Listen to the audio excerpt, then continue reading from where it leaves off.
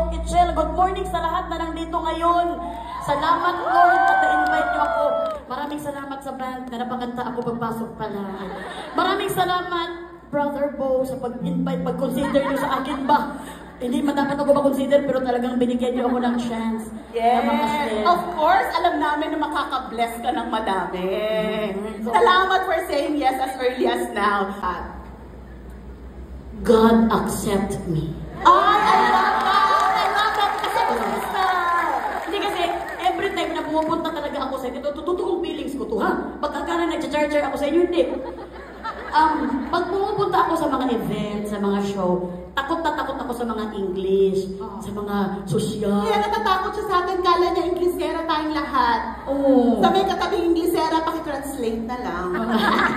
So, takot talaga ako sa ganyan, pero alam ko kasi na may Lord ako at hindi niya ako pababayaan. Amen. So, God accept me kasi yung utak mo, pinifeed yun ng devil. In Jesus' name. So, wala na siya dito. So, andito ako sa inyo eh. So, ganun talaga ako sa faith ko kay Lord. Magpakatotoo ako sa faith kay. Sa showbiz kasi kunwari, ganun lang ako. Hindi ko pa nilalabas kasi, siyempre, hindi sila makarelate sa akin. Uwi pala yun si Melay, no? Sa faith niya kay Lord, no? Pero dahil nandito ako, I express my feelings to the Lord. So, yun na. Pag kinakabahan ako, lagi ko iniisip, si Lord, nasa Bible ba yung ganyan? Sabi nga ni Lord, hindi ka nga ma-fear. Kasi ang fear, hindi man yan kay Lord. So lahat, binabalik ko sa sarili ko yan, kausap ko ang sarili ko, at nag-pray ako ng silently. So, kaya nakakayanan ko, at nagtaka din ako, bakit ko nakakayanan yung maraming mga tao, gano'n. Kasi alam ko, ang confidence ko kasi is nanggagaling kay Lord. Nothing more, nothing less. And, lagi talaga niya akong nasisave. Wala pa siyang moment na hindi niya ako nasisave. Akala ko mali yung sagot ko, pero yung mga tao, wow! Ginawang tama ni Lord yung sagot ko ba? Bakit kaya? Diba? Kasi may Lord kasi talaga. Yan talaga yung unshakable beauty. Kasi God accept me, siya naman ang gumawa, tanggap niya ako. Pero diba, sa totoo lang, sinong harsh sa sarili? Tayo lang. Kasi, sa totoo lang talaga, Doc Itchel, nung bata ako, alam ko kayo din experience to rin to. Gandang-ganda din kayo sa sarili niyo. Huwag niyo akong charcharin. Kaya nauso yung mga TikTok, yung mga ganang-ganon sa Family Beauty, pag ganang-ganon. Ganang-ganon. Kasi gandang-ganda kayo sa sarili niyo. Nung lumaki na lang kayo, tapos na-expose kayo sa mga tao na bully, doon na kayo parang hindi to akma yung mukha ko sa lugar na to.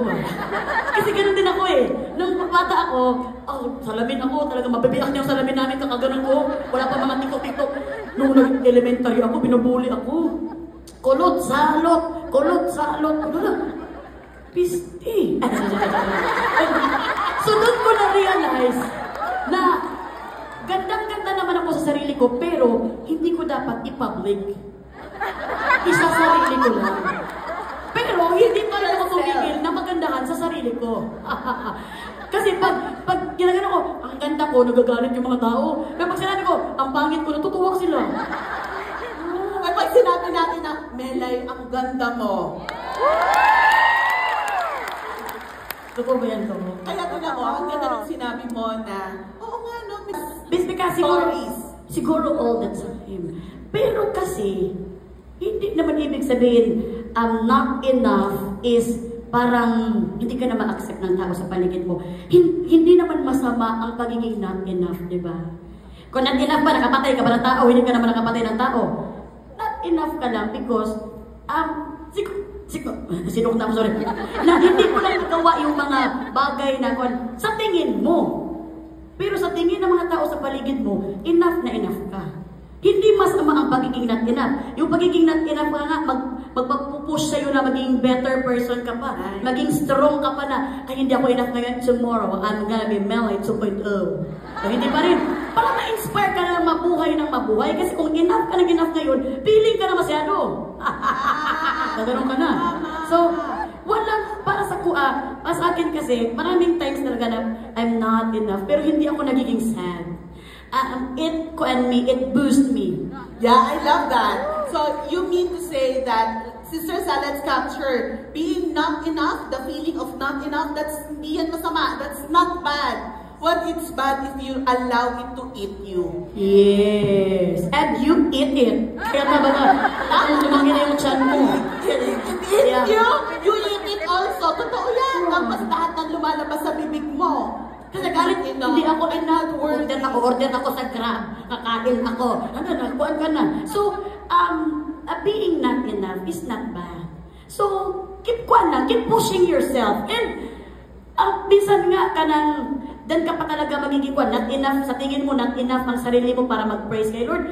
Work hard ka na, magbigay ka ng time kay Lord, para talagang ma-enough. Shelay, ilang taon ka na sa showbiz? 2009, 10, 11, 12, So, 18 years. Tanda ko dati kasi, kayo nasa PBB house, lagi ako naka-bedrest. Kasi 2009, buntis ako sa daughter ko. So, lagi ako naka-bedrest. So, napapanood ko kayo. Kaya ako natanong, 16 years, 2009 to 16. Kailan yung mga moments na naramdaman mo yan, yung it's not enough, na kulang na lang, muntik mo na siyang makain? Not enough. Sa 16 years mo sa 16 years. Actually, bata pa lang ako, na-feel ko talaga not enough ako. Kasi yung ngipin ko, iba-ibang sizes. May small, medium, large. Hindi, tsaka, alam mo ba, mga pinsan ko dati, sinasabihan pa yung mama ko, yan bang anak mo? Ba't ang pangit? Parang gumagano pa kayo mga... Pero hindi ko naman ginrap yun as a negative. Tumatawa lang kami sa family namin eh. Kasi yung parents ko, that's the good thing, that's the God thing. Thank you, Lord, na binigay ako ng family na happy-happy lang kami. Hindi kami mahilig magdibdib ng mga bagay. Sinasabihan pa na, uy, ampun ka ba? Kasi ba't ba yan ganyan? Uy, bichel-chel, gano'n. Pero sa amin, tatawanan na namin. Ganun kami dati sa family na. So pag may ibang tao na harsh, di ba? Yung pamilya mo, parang sila yung naka-quote sa'yo. Tama? Sila yung aking, parang di ba si Lord, ngayon pa lang nagtataka ka, ano pinagdadaanan mo ngayon? Piniprepare ka kasi ni Lord para sa next level mo na pangyayari sa buhay mo. So yung bata pa pala ako, talagang family ko na talaga ang naging kuwan ko. Basher. Talagang, so, nasabihin ko pa naman, in-affirm ka ba ng family mo? Hindi, binash ka nila. Binash. Tapos sabi ko lang sa kanila, keep on bashing. Okay. Tapos hanggang lumaki ako, di na mo ngayon, hindi talaga ako ma-hurt. But then again, full of love kasi kami ng family namin. Yun yung parang yun yung parang naka-foundation sa'yo. Yes. Pagka kunwari, tapos love agad kami. Sweet ka nang banding talaga kami ng family. Hindi nagkulang ang tatay ko sa akin ng pangaral talaga. Ang tatay ko talaga, number 1 rule niya, bawal mainggit. I love that. That's really true. Bawal mainggit. Bata pa lang kami, pag kunwari may lollipop yung isang bata, tumingin kami. Ay, iba na ang tingin. Ingit ka? Tumingin lang ba ako? Kasi para siya psychologist. Tapos psychologist na matapapagod. Tapos hindi ka pwede yung parang may gusto ka sa mall, tapos gano'n ka. Ay, pag uwi sa bahay talagang bugbugan time talaga yan. So, bata pa lang kami talagang, nakuha na talaga namin, bawal mainggit. Naging kuan siya, parang naging trait siya. Parang malaking kasalanan siya kapag mainggit ka. Kaya nung lumaki ako, malaking tulong talaga siya sa akin sa showbiz na bawal mainggit. Alam mo, totoo. Kasi parang napaka-unshakable. Kasi kung yan ang nasa sistema mo, yung inggit. Wala talaga. Kumusta ka naman kaya ngayon? Wala na. Bakit ganun na nga.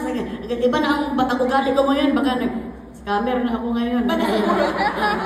Para lang makuha ko yung gusto ko. Pero, siyempre, yun na yung sinasabi ko. Ang bata pa lang kami, talagang tinututukan ni Papa yung mga ugalit namin. Na mga spoiled. Wala yung spoiled. Patay ka dyan. Bawal ka mainggit. Kung may blessing sila, maging masaya ka. Kung may blessing tayo, i-share mo. Ganun talaga. Pinaka-rules yan. Wala siyang yung mga mukha namin ang papaganda, wala siyang pakialam dyan. Basta yung ugali ang unahin. Kasi yan ang makakatulong sa'yo pag lumaki ka. Amen? Ugali. Bawal mainggit. Hindi man nakikita sa labas, pero gusto ko, paano yung gusto mong i-share sa mga babae ito na ngayon kailangan marinig ang isang Juancy Melay, ang kanyang words of wisdom about true beauty. Alam mo, ang true beauty talaga is comes within. Talaga. Comes within talaga, from the heart talaga. Kasi kapag full pack talaga yung love mo kay God, full pack din yung love mo sa sarili mo. Actually, sobra masabi nyo na gasgas na ba yung love kay God? Bakit natin paulit-ulitin? Kasi nakakalimutan natin. Every step dapat love si God lagi nating ikuan ba? English kasi yung naisip ko eh. Si God lagi nating i-inquire. Siya lagi dapat natin every moment of time. Yan ang natutunan ko talaga nung bata pa kami. Alam niyo ba ang lola ko? 39 kami na apo, lahat kami may novena. Lahat ninonovenahan niya. Nung malapit na siyang mamatay, at excited siyang mamatay ha, nagpapuno talaga siya ng 7 ngipin para mamatay na siya. Kasi daw gusto niya makasama na si Lord. Nung elementary high school, naman to si Lola, uy.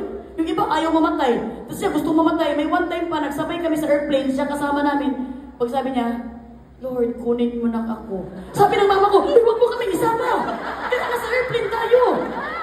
Ganon siya ka-love niya si Lord. So, bata pa lang ako, grabe ang pagtataka ko. Naman ito pagka-love niya. Sana si Lord na pinakasalan niya. Pero hindi pa, nag-battery na lang ba siya? So, wala naman din kami kung 39 kami na apo lahat. Masipag ang angkan. Masipag kasi ang anak niya 5. Siyempre, ang mga anak-anak is talaga namang go to the world and multiply. So talagang, napaka-biblical ni Lola. Oo, biblical talaga si Lola. Sinuport naman siya ni Lolo. So yun na, talagang 30 na. Lahat yun, meron yung mga nobena. Sabi kinento mo yan kanina. May mga apo-apo na kasi sa tuhod din. May nobena yan ako, Virgen de la Assumption. Yung kapatid ko, San Vicente Ferrer. Lahat kami may nobena. Nung malapit na siyang mamatay, binigay niya sa amin. O ito, kayo na ang magnobena sa mga sarili nyo. Sabi niya. Kasi kaya kami protected talaga. Dati ba sa Jensen, medyo delikado ba yung buhay namin doon. Pero lagi kami protected by God. Gano man, siya laging nagnobena at ang trabaho niya is naglalaban ng sutana ng mga pari. Ay, wow! Tapos every Christmas, pupunta kami sa mga pare, binibigyan kami ng mga gifts. Kaya favorite ko talaga na part yun sa buhay ko. Kaya ako, kahit bumalik ako sa Jensen na gano'n ang buhay ko, hindi na ako mag-artista, I love to embrace it because noon pa lang na wala kaming gano'n, ang saya na namin. Ano pa ngayon na meron na kahit papano? So sabi ko, lahat, doon pa lang, bata pa lang kami, talagang grabe na ang faith ni Lola. Na yun ang pinagtataka namin, bakit kaya ganun? Ngayon ko na-realize, kaya pala dapat ganun ang faith mo kay God. Kasi iba na pala talaga, pag adulting ka na, lalo na edad na ganito, iba yung mga season na pinagdadaanan natin. Kaya pala si Lola, grabe yun. Pagdating kami, magbuhat kami, magbuhat, dating sa bahay nila, rosaryo, tapos nobina. 9 days bago ang birthday ko, nobina namin yan. Para sa birthday namin, protection yun ang pinagpe-pray namin para sa... Ang anak ko, ganun lahat ng Virgen de la Assumption kami lahat ng anak ko. So, bata pa lang, in-expose na kami ng lola ko nang hindi niya sinasadya. Yes. Na magsimba. Every October, meron kaming Rosary Month. Madaling araw, gigising kami. Kapit na po si Lola. Uy, kailangan mag-rosary talaga. Rosary talaga kami 3 a.m. Our Father who art in heaven. Iikot kami sa barangay namin. Yeah, what I'm getting, what from your saying, kahit ganun kahalaga, yung kapit mo kay Lord, yung relasyon mo. Yes. Kasi damay niya pati ganda.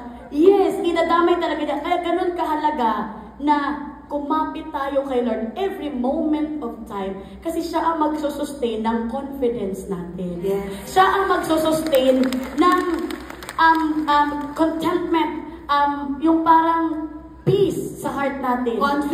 Contentment, peace, consistency, pwede. And continuity.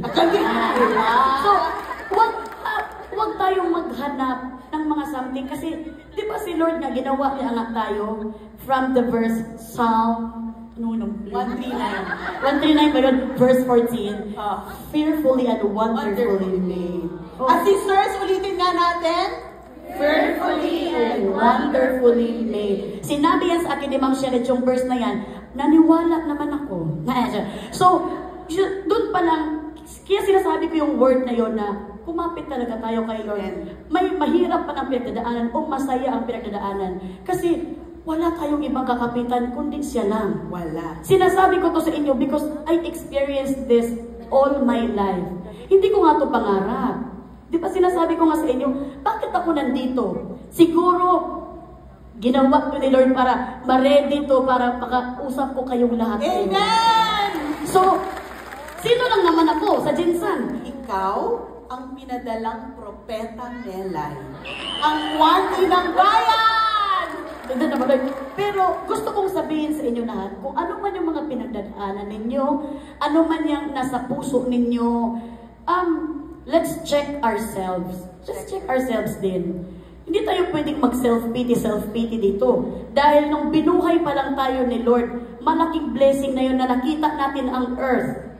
Na na-enjoy natin ang mundo at nandito tayo sa era ng technology. Sobrang blessing na yun, ha? Amen. Hindi tayo dun sa mga before Christ pa na mga grabe yung mga pagsubok nila, nakabahag lang sila, nakagalaglakad sila sa... Kaya pasalamat talaga tayo. Gusto ko itong i-share sa inyo ba na grateful heart is the most happy heart. Amen!